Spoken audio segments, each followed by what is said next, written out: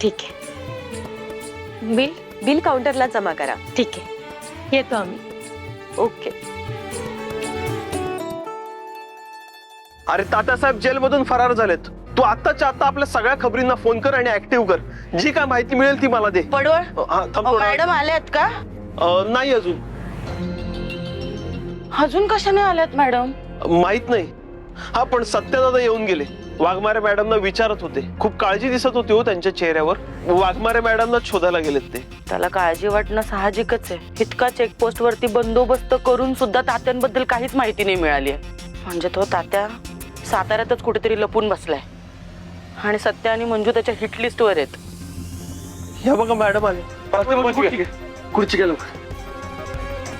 बसा, शांत व्हा तू, शांत व्हा. सत्या, अरे काय झालंय? मंजू इतकी अस्वस्थ का दिसते?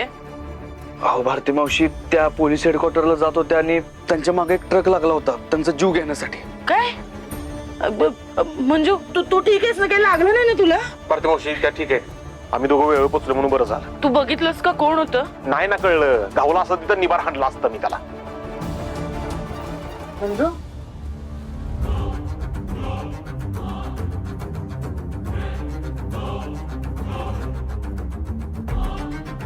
वाघमारे, हे बघा तुम्हाला आता कसं वाटतंय ते समजू शकतो, पण इथून पुढे ना तुम्हाला लई काळजी घ्यायला लागणार आहे स्वतःची. एकटीनं अजिबात कुठं बाहेर फिरायचं नाही तुम्ही. बलमा, तू गाडीचा नंबर पाहिलास किंवा ती गाडी कोणत्या दिशेने गेली ते पाहिलंस? नाही म्हणजे तसं चेकपोस्ट वरती कळवायला, म्हणजे ते अलर्ट राहतील. हो, नंबर आहे माझ्याकडं. हो का, ह्या टाईप करून घेतलाय बघा मी. हा हमरे चल.